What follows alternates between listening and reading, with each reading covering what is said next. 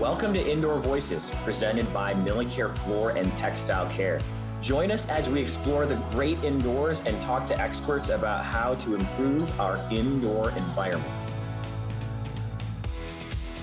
Welcome to another episode of Indoor Voices brought to you by Millicare Floor and Textile Care. This episode today is going to be a unique one because we have an indoor professional who is adding, I guess you could say, some accolades to his repertoire. And we have Geoff Snavely with us from EBC. And Geoff, again, I usually try and make sure our guests know who I'm interviewing. So I think in most circles, you're fairly well known because you're a relationship guy. But for those who don't know you, can you tell us about what you do kind of on a day-to-day basis? Sure. And Brian, thanks for having me. This is really cool. I mean, I know we'll talk about the book here in a little while, but, when I started writing, my mind was sort of wandering from time to time, thinking about what am I going to do with it? And the idea of these worlds colliding, that this book and our world of Millicare coming together, it is just so cool. So I'm thrilled to be here, and this is just freaking awesome. So thanks again for having me. Okay, so who am I? Now, I will preface by saying all this makes me really uncomfortable. I don't like talking about myself and some of this promotion stuff I'm doing. It's not my thing. But I love talking about our company. So I'll kind of talk about myself through that lens as much as possible. But I am the vice president, general manager, and part owner of EBC Carpet Services. And we are the Millicare provider in the Mid-Atlantic area. So we provide Millicare floor and textile services, Philadelphia, Delaware, DC, Baltimore, Northern Virginia, all the way down through Richmond and Southern Virginia. So we are the first Millicare franchise, and it's I'm proud to say that, and we're happy to be part of this awesome network.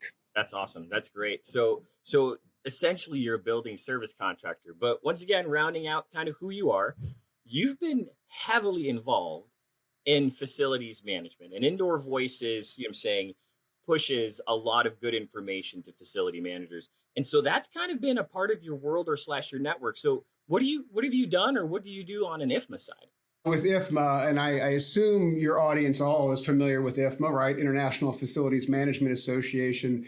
And I am what you would call an IFMA nerd. I first got exposed to IFMA in the mid-late 90s, so that was over 20 years ago. And fast forward, it's been a great journey learning about facilities management, which we have all different types of customers, but that is really our core customer type, facilities management as a title and as a profession. So right now I am a member of the Capital Chapter of IFMA in the DC area and the Chesapeake Chapter of IFMA. And I'm also serving as I'm on the board of trustees for the IFMA Foundation. It's been a privilege to serve a lot of roles. I'm past president of the Capital Chapter and been so fortunate to have other board and volunteer positions, met some great people, done some great things. From a company standpoint, though, our company, we are members, volunteers, and sponsors of 6 different IFMA chapters in the Mid-Atlantic. So we tell people all the time, like, if you're going to be involved with IFMA, there's it's not just being a member and showing up at a few meetings. You got to get really, really, really involved. And so we are walking that talk. No, I love it. I love it. And again, I'm going to try and enhance things. And I know you're a modest guy, right? So you gave us a little bit about your background, a little bit of your facility management involvement. But again, this is Indoor Voices. We talk a lot about healthy buildings and sometimes healthy buildings ratings. And you are a lead AP. Would you mind maybe letting us know why did you decide to go to leadership for engineering, energy, and design? Wow, that was a long time ago. That was actually when I was with Formica Corporation. I don't know, I think 2005, I got my lead AP. And, Formica was a manufacturer of interior finish products and doing a lot of work with the architectural and design community. And, lead is now and has been since 2000 such a huge part of A&D and what they do, the projects they work on, the products they specify. So when I was with Formica, it was important to know as much about lead as I possibly could, because that community was so interested, involved with lead. And I wanted to be a resource. So I went through and studied and took the test and got my lead AP. So that is. And then, even in this world of floor and textile care and working with facilities managers and in the built environment, lead is still very, very, very important. And U.S. Green Building Council, their headquarters is here in D.C., and I'm happy to say we take care of their floors and their furniture. Here we go. Like there's this swath of information that we're getting from you, and the audience can already tell Geoff Snavely is a very accomplished individual within the indoor space. So we're going to kind of turn things on its head a little bit, and we're going to ask you about this book you wrote, right? Again, given your list of accolades, now you're adding author to it, right? So give us the title of the book and give us why you wrote it, right? Building service contractor, IFMA person, lead AP, author. Yeah, wow, that word author. I'm still getting used to that word, but it's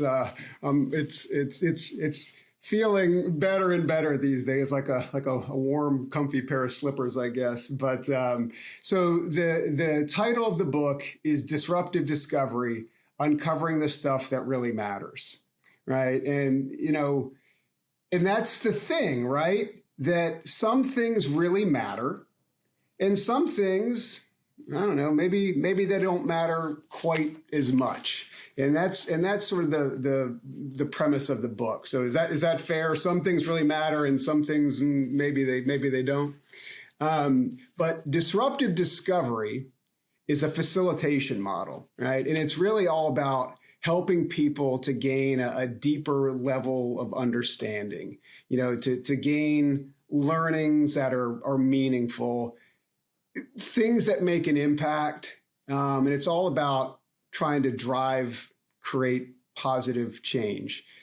I wrote it with certain people in mind: business leaders, sales professionals, consultants, coaches, and really anyone who advises others about life or work, right? And these are the people that are in a position to help other people get to a better place. In the book, I call them facilitators of betterment.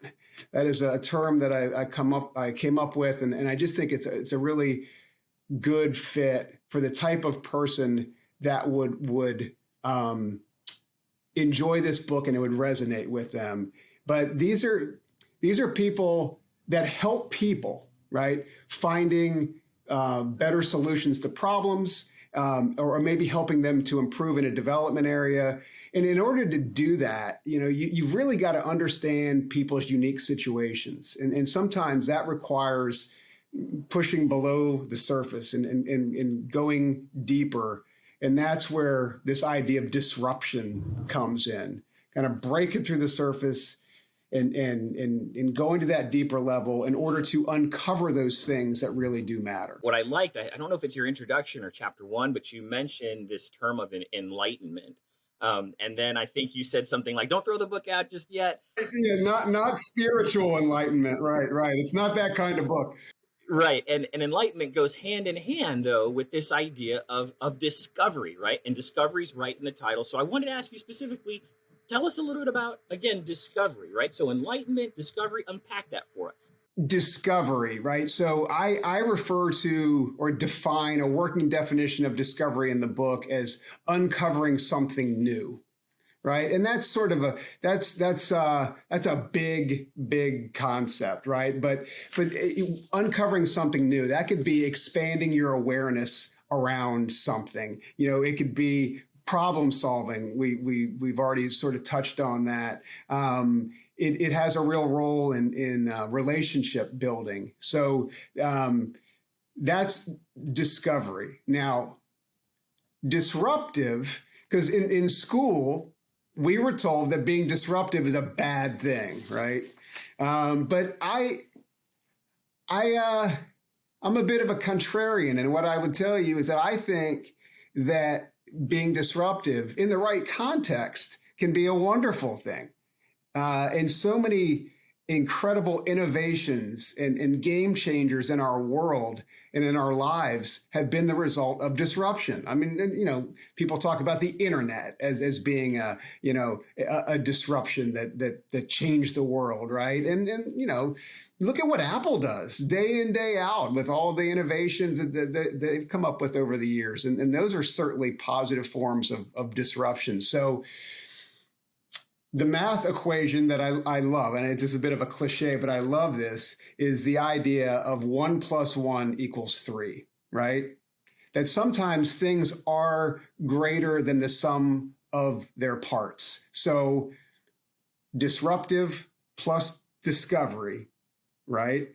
What that equals in a math equation is uncovering the stuff that really matters, right? And so that's sort of how, in my mind, the title and those concepts all sort of came together. I love it. I love it. And you put disruptive discovery against kind of a surface discovery, but you don't necessarily count out what you would call surface discovery. But to move from surface discovery to disruptive discovery, uncovering that stuff that really matters, is a key element. Could you share with us that key element to move us from surface to disruptive?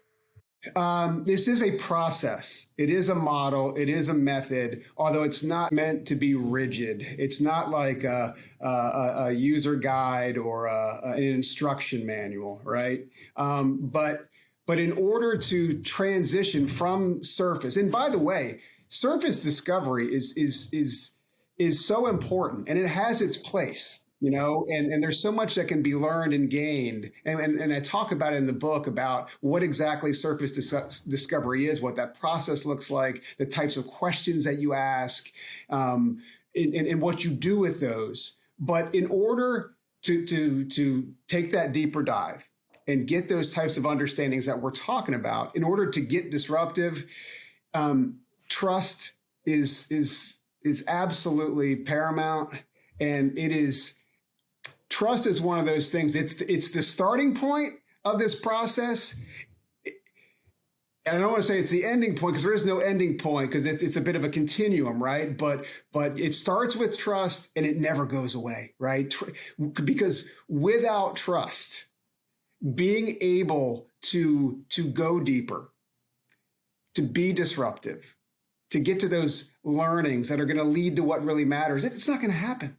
It's just not going to happen. So trust and the requisites of trust, right? Like what? Because trust is a very misunderstood concept, and that's a conversation for another day. But it's a conversation that's in the book. But beyond that, you got to have a purpose, right? Like, what is your purpose? What is it that you're trying to accomplish in this facilitation, in this exchange, in this situation of disruptive discovery with that individual or that group that you're trying to help get to a better place, right? And then a concept that I believe very much in and is core to this is called the opening, right? And that is the difference between where someone is and where they want to be, right? And your purpose really focuses on that. So someone's trying to solve a problem. Someone's trying to develop or improve in a development area. So where are they?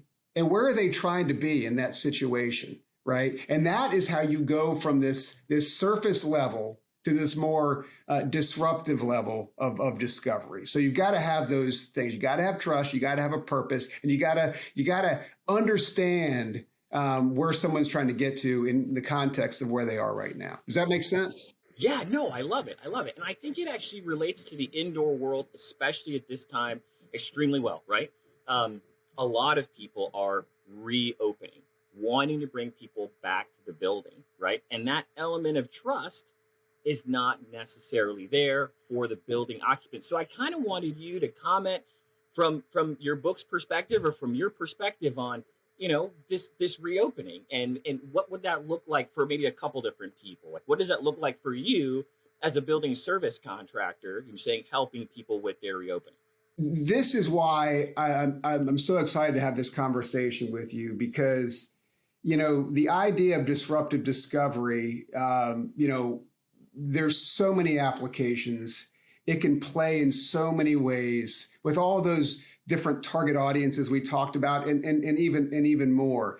But to be able to bring this concept into the indoor environment and into the workplace is just, it's exciting for me. And so when I start thinking of the workplace and I start, before I can go there, there's someone, and I don't, maybe her, Kay Sargent. She's a senior principal, and I believe she's the director of workplace for HOK. But Kay, she is, I believe, the leading expert in the workplace, right? And she actually gave an endorsement for the book, which I'm so grateful for. And it was really cool to have her involved in that way. She wonders whether, with return to office and other related workplace issues, she wonders if we're asking the right questions. I agree with her. In that I wonder if we are asking the right questions. In fact, I don't think we are. And so, when it comes to disruptive discovery, that is such an important part of the process of asking the right questions. I call them the 10 questions that matter. And I go through, those specific questions and what they are.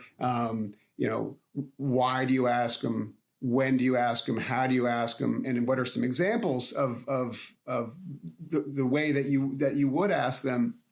But, I think that the workplace has something to say, right? I think the workplace is talking to us. And I just wonder if we're asking the right questions, which I don't think we are. And then are we listening to what it's telling us? And look, you can't ask a building to talk to you. Well, I guess you could. That might get you locked up. So how do you engage with the workplace? How do you talk with the workplace? Well, I think you're talking to facilities managers, you're talking to property managers, you're talking to the employees, you're talking to tenants, guests, visitors, and trying to understand their needs. And by doing that, that's really how you start to bring the workplace into this conversation to truly uncover what it is that it needs and where it's trying to go. The building occupant who reports to the building, right, probably doesn't have trust in the workspace for multiple reasons, right? You have people who are traveling on airplanes right now, and they're being handed a wet wipe so that they can wipe down their area before they sit down, right? There's a measure of trust that's not there. From your perspective and a disruptive discovery perspective, is there a question we should ask about reestablishing trust with the building occupant? Yeah, and I mentioned this earlier. I do think that trust is one of the most misunderstood concepts that exists, and people often view trust as this all-encompassing emotional decision, that I trust this person, I trust this company, I don't trust this person, I don't trust this company. Trust is situational, right? And so when you think about return to office, in that context of coming back to the office, there are really 3 requisites to establishing trust. Right? It is a question of capability, reliability, and sincerity. And what I mean by that is, employees, for example, are looking at their company or looking at their leadership, and whatever protocols, whatever programs they've put in place to safely return everyone to office. What they're really asking in terms of, am I trusting them in this situation or not is my company or leadership capable? Can they do it? Are they reliable? Will they do it? Right? And then are they sincere? Which is, why are they doing it? Right? And if the answer to any of those questions is no, or a negative response around sincerity, then trust doesn't exist. It doesn't exist in that situation, right? So capability, reliability, sincerity, and that's not just true with return to office. That is, any situation in which you're sort of looking at and saying, does trust exist?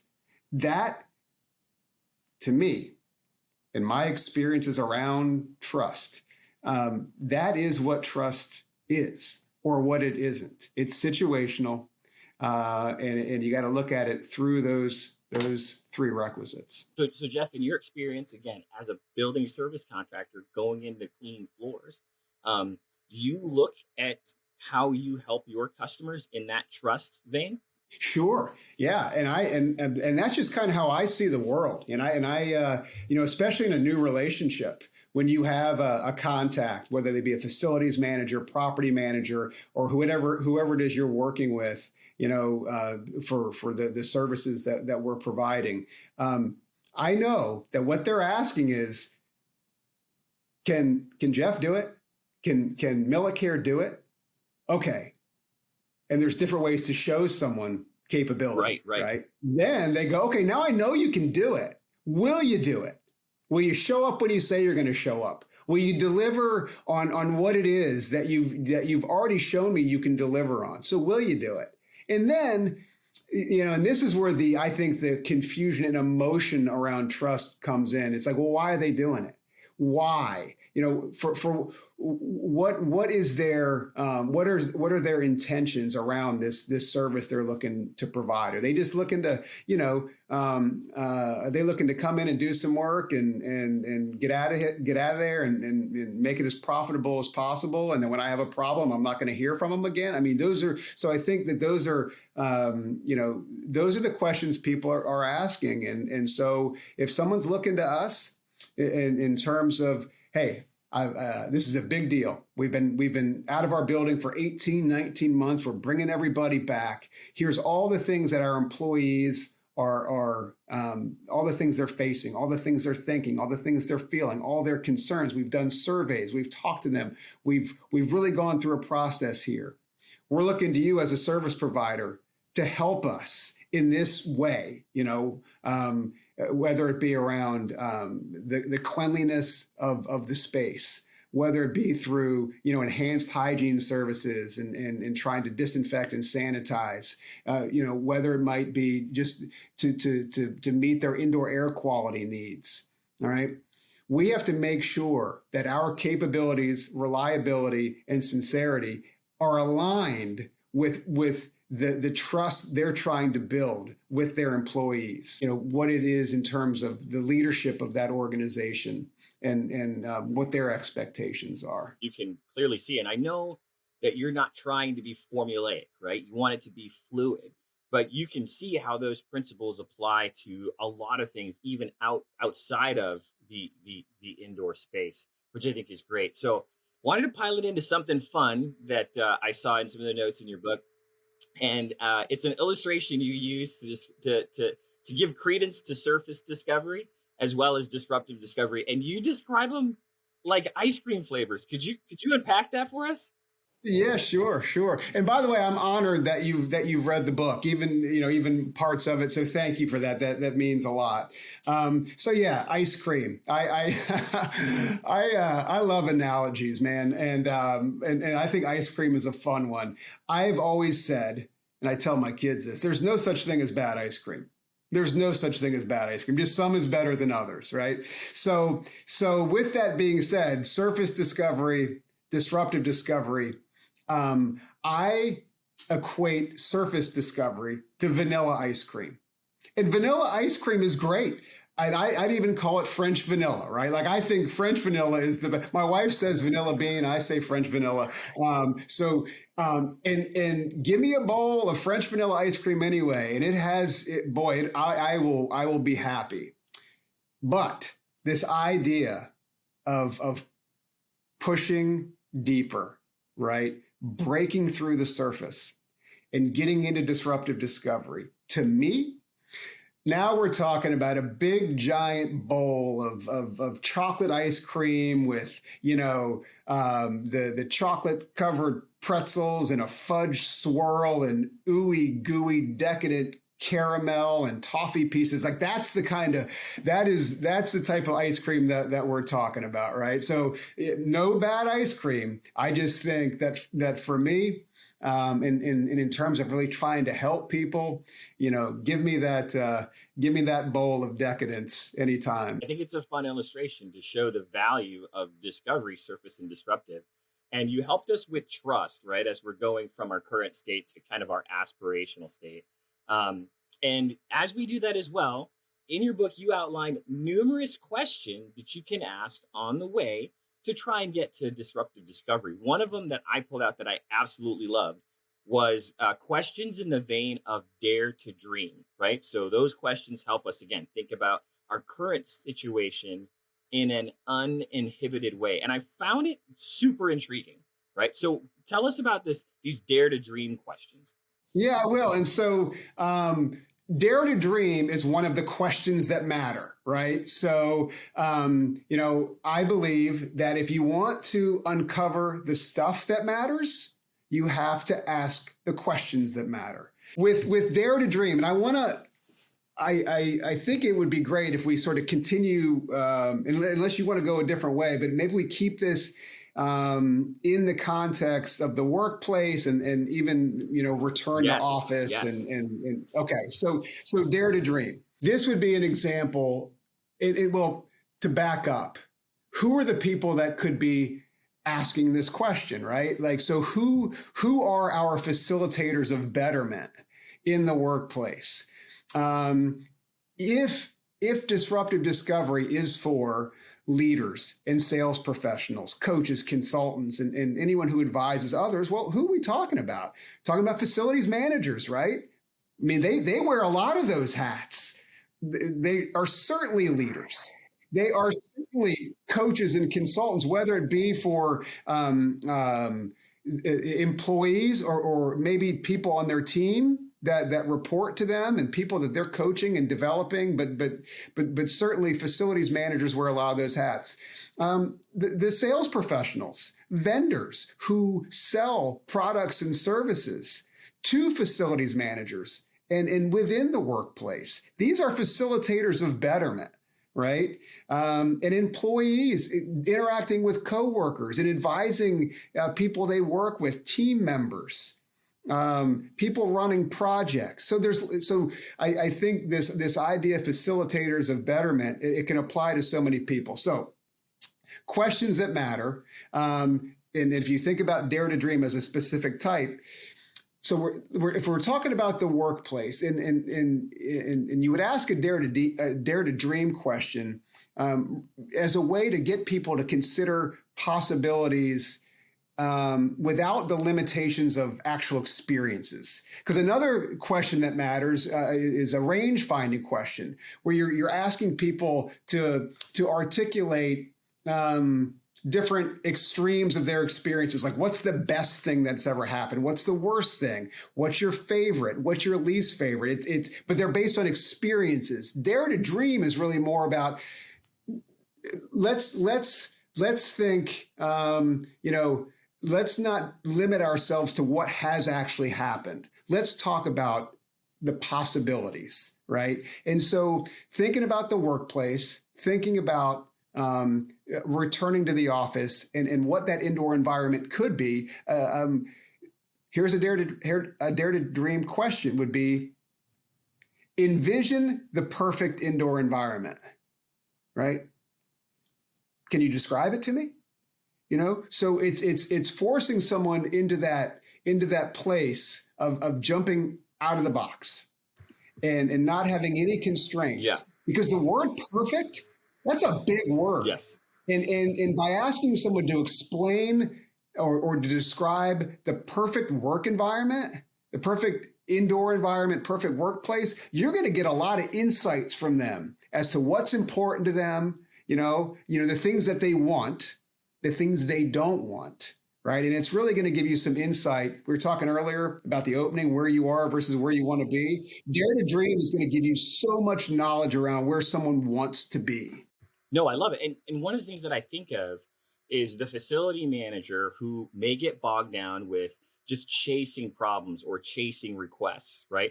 And that dare to dream question, you can tell me if this is wrong. That dare to dream question is, hey, can I get away from just chasing problems to making this space a proactive and attractive one where people want to be? Would that be in the vein of a dare to dream kind of conversation?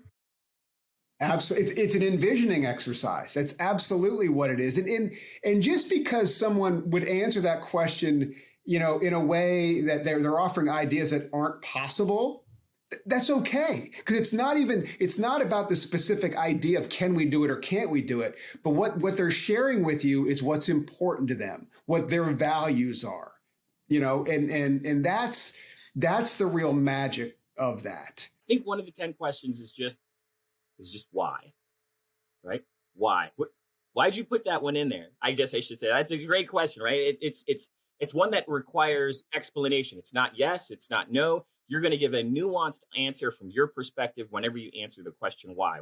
Why is that one of them? So why and why is the 10th question that matters, and there's a reason for that. I love that question. I don't want to play favorites here, but that is probably the question that throughout my life I have asked more than any other. And by the way, I've got 2 teenage daughters. I am convinced they are on a mission to surpass the number of times I've asked why. And they're nipping at my heels, man. They're gonna catch me quick here. And what's interesting is I love when I ask why, but for whatever reason, sometimes when they ask it, I don't love it quite as much. Exactly. That's another conversation. So let's go back to this idea of the workplace is talking to us, right? And are we asking the right questions?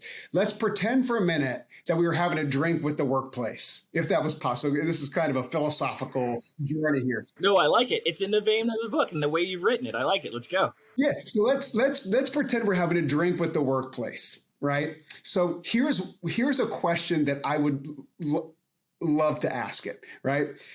It would go something like this. Based on, we're talking to the workplace, based on what you've learned about yourself over the years, why do you think people are reluctant to return to you? Yeah. Right?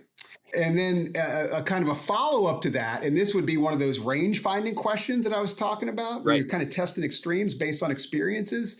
And again, we're having a drink with the workplace. Say, after countless observations, what helps people work at their best?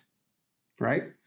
What have you found causes people to work at their worst? Right. So wouldn't that be a cool bar conversation to have with the workplace? So no, I think that you asking the questions of the workplace is very relevant. I think I can hear it saying things like, or the occupant saying things like, you're sick right now, right? And I don't trust coming into your environment. And then I could see the workplace saying things like, well, when my windows are open or the indoor air quality here is good, you would love to be in here because you could be more productive as you work. So I think those are definitely things that help us, with Dare to Dream, range finding questions, why questions. I love them. I think they're really good. So Geoff, when you envision somebody reading the book and being impressed by it or wanting to use its principles, do you envision that person then taking these ideas to a keynote speech?